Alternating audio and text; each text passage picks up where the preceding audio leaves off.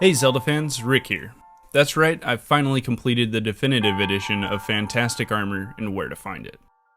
For those of you that didn't get a chance to watch the first version of this video, this is a comprehensive guide to finding all of the armor in The Legend of Zelda Breath of the Wild. For your convenience, timestamps for all of the armor sets will be listed in the description and pinned comment below.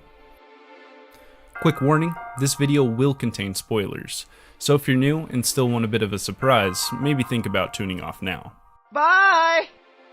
Before we dip into the fun, if you find this guide helpful and enjoy Breath of the Wild content, hit that like button, subscribe, and tap the bell to be notified when I post a new video.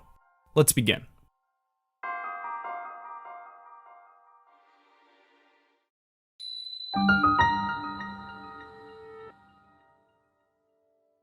All of the armor will be covered by region. To keep it straightforward, I'll start with the Great Plateau and work my way out. The first two pieces of armor you can find in Breath of the Wild are the old shirt and wool-worn trousers. Both of these can be found in chests just outside of the main chamber of the Shrine of Resurrection. The items share a base defense stat of 1 and sell for 15 rupees each. Next is the Nintendo Switch shirt.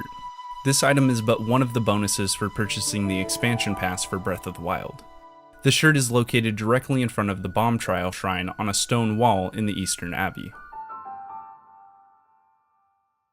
Let's not forget about the lone pair of Hylian trousers found near the Temple of Time in the Shrine of Nehru. Just wanted to point out the location though, as the trousers are in fact part of a complete set I'll cover later on in the video. Now for the Warm Doublet. This item is gifted to you by the old man, but it's your choice in which way. You could try your hand at making the old man's favorite meal. Make your way over to the old man's house in the far east of the Great Plateau. Here you'll find the old man wishing he could recall the last ingredients of his favorite dish, spicy meat and seafood fry. Collect the ingredients, raw meat, spicy peppers, and a Hylian bass, use a pot to cook the dish, present it to him, and collect the warm doublet in return. The second way to get the doublet is by simply traveling to the top of Mount Hylia. Once you've reached the top, you'll see the old man waiting to give you your reward. If you happen to have trouble making your way to the top, the recipe I mentioned before will help. The last free alternative is to just skip the previously mentioned steps, complete the entire Great Plateau, and then return to the old man's house after obtaining the paraglider. Once you've done so, you'll be greeted with a chest sitting inside the house along with a new passage in the old man's diary. With the warm doublet's added cold resistance, I'd say this one is an essential piece of armor for the beginning of anyone's playthrough. If you happen to sell the doublet or miss any of the above referenced methods, the doublet can also be purchased in both Hateno Village and Tarrytown.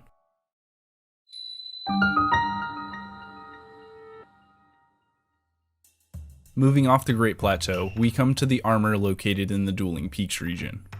The first piece of armor to cover here is the Champion's Tunic. This chest armor comes with a base defense stat of 5, which can later be upgraded to 32. And comes with the special ability allowing the player to see enemies' HP. The Champion's Tunic can be obtained by completing the first portion of the quest, Captured Memories, which consists of finding one of Link's lost memories and then returning to Impa. In case you run into trouble locating a memory, one can be found very close to the Great Plateau. Teleport back over to the Shrine of Omanau, jump off the Great Plateau, and go to the west shores of Lake Kolomel. Play the memory sequence, then fast travel back to Kakariko Village. Speak with Impa about the memory, and collect the Champion's Tunic. Seeing as we're already in Kakariko, you can find the stealth set here. The stealth mask, chest guard, and trousers can all be purchased in the local shop for 1800 rupees total. All three parts of the armor collectively increase your stealth stat, and when they're upgraded to level 2, the set grants a night speed up bonus, which is a rather useful perk to have. Do you recall the Hylian trousers I mentioned earlier? The rest of the set can be found in the same armor shop. While you're in there, make sure to grab both the Hylian hood and chest guard. Please, if you haven't, go back to the plateau and grab the trousers. No sense in paying a full 270 rupees for the set when you could save 90 rupees on the trousers and only pay 180. Finally, when upgraded, each of these has a rather high defense stat of 20, giving the complete set 60 points in defense with no added bonus.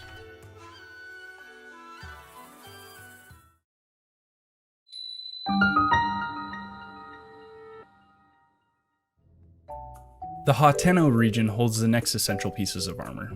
Stopping in at the local armor shop, you can easily pick up the aforementioned Hylian set as well as the Warm Doublet, though the one set you'll want from this specific shop is a Soldier's Armor, which boasts one of the highest defense stats in the game.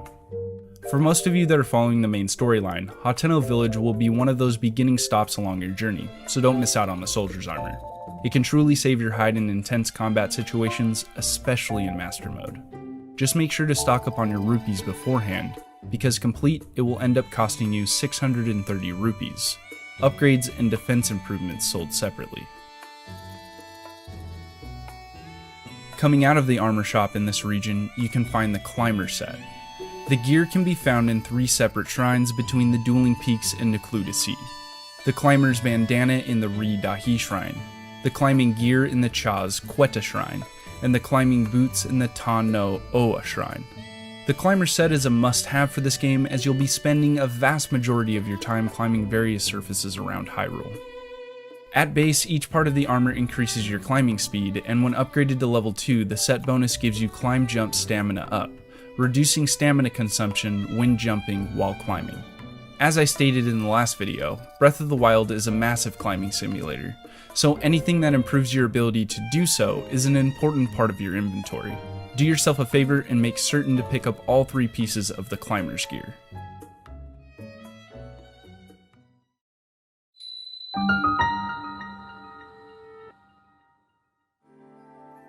Our journey now brings us to the Lanayru region, home to the brilliant Zora set. The chess piece can be found by talking to King Dorphan in Zora's domain and acquiring the quest Divine Beast Vah Ruta.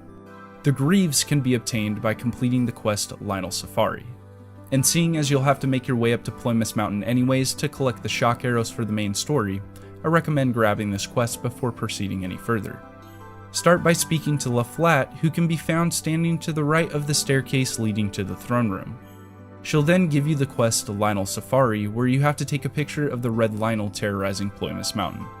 Scale the mountain, collect your arrows, and snap a selfie with the Lynel before returning the picture to Laflatte in exchange for the Zora Greaves.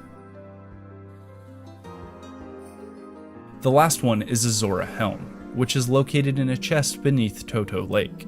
I've left a pin on the map above for reference, and for anyone struggling, here's a clip of the exact location of the chest.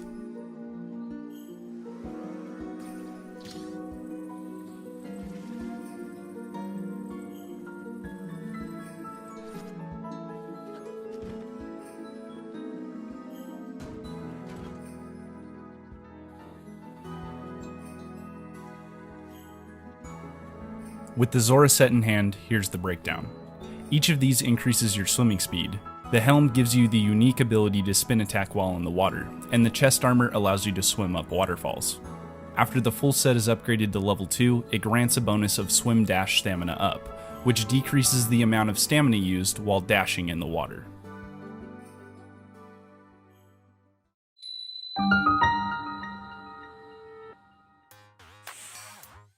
The Akkala region is our next destination. We have a lot to cover in this area, so please bear with me. Be aware that some of the items in this area can't be accessed until after you've completed all 4 Divine Beasts. With that in mind, 2 armor sets are located here, including several individual pieces. I'll go over the Ancient Armor set to begin. Travel to the far northeast portion of Akkala, where you'll discover the Akkala Ancient Tech Lab. Speak to the lead scientist of the lab, Robbie.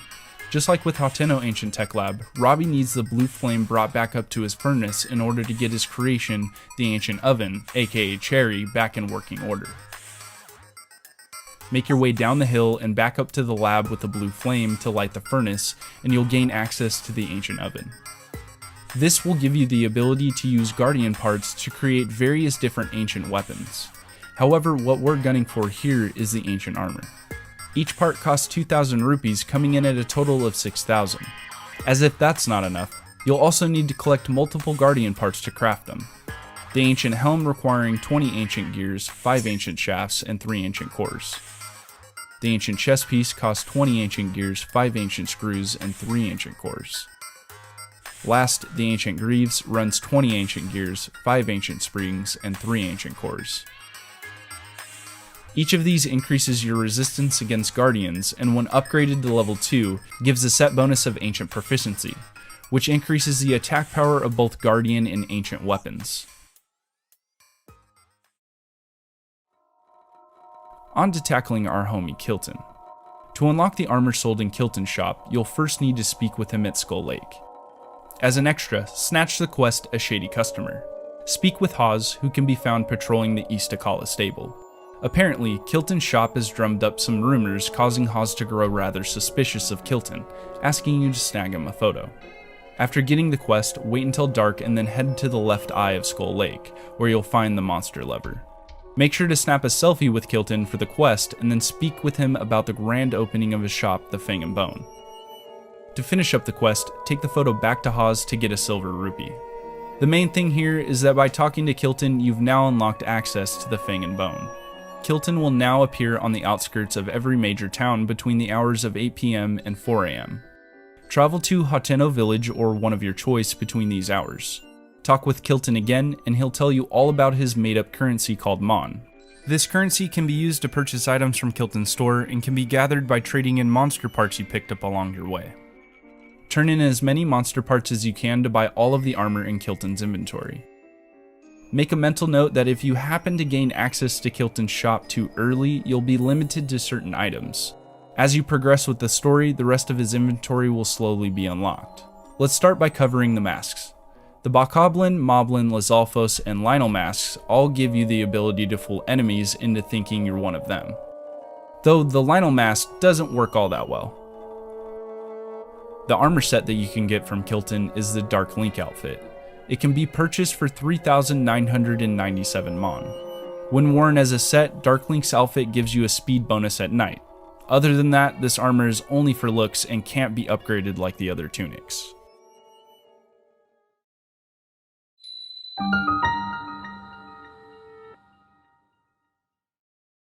Now that we've covered Akala, let's head to the Elden region. This is home to the Flamebreaker set, which allows the player to withstand the intense heat of Death Mountain. The full set of armor can be purchased from Ripped and Shredded for 3,300 rupees. However, you can snag the Flamebreaker chest armor for free by completing the quest Fireproof Lizard Roundup on your way to Goron City by talking to an NPC named Kima.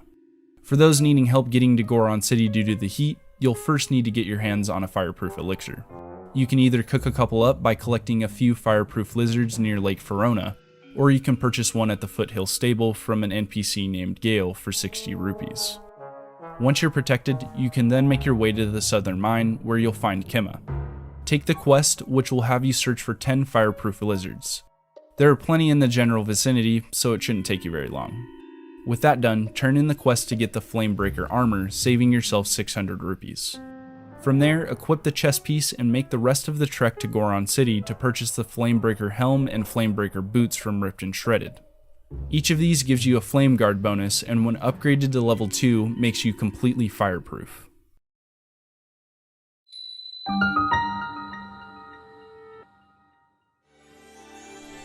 On to the Tabantha region. The armor found here is the Snowquill set.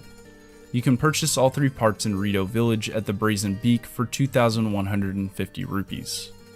Each part of the Snowquill set adds to your cold resistance, and when upgraded to level 2 makes you unfreezable. All in all, this set is invaluable when it comes to traveling through the frigid climates Hyrule has to offer.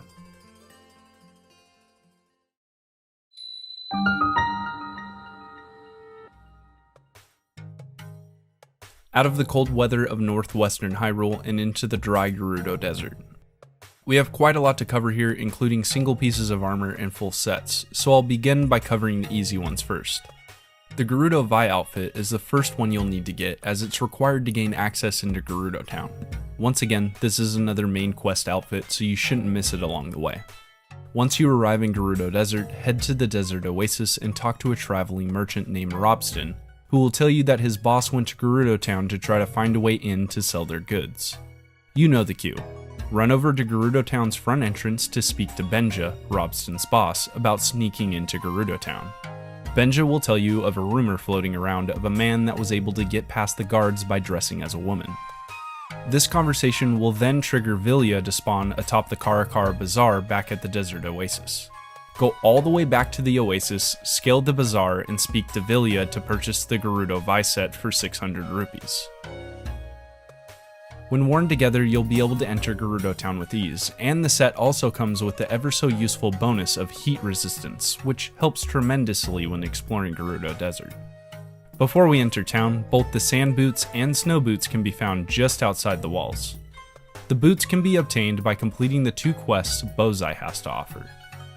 Using your newly found powers of persuasion with the Gerudo Vi set, speak with Bozai, who can be found jogging just outside of Gerudo Town in the sand boots. Demand the very boots off his feet, and he'll instead give you a pair of snow boots along with the quest The 8th Heroine. For this quest, you'll need to take a picture of a statue rumored to exist to the northwest of Gerudo Summit in the Gerudo Highlands. Using the new snow boots Bozai lent you, make the journey to the location shown on the map above and take a picture of the statue. To make your life a heck of a lot easier, before you teleport back to Gerudo Town, head to the top of Gerudo Summit and take a picture of the Forgotten Sword, which just so happens to be the next quest Bozai will give you, killing 2 birds with 1 stone. Once you go back to Gerudo Town, throw the Vi set back on, speak with Bozai, and turn in the first picture. He'll cough up the sand boots, but not before asking for the snow boots back.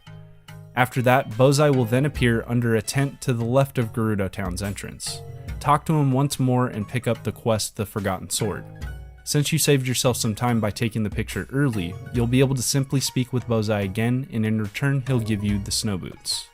The perks for both of these are rather obvious, but for what it's worth, they can be upgraded for added defense while wearing them.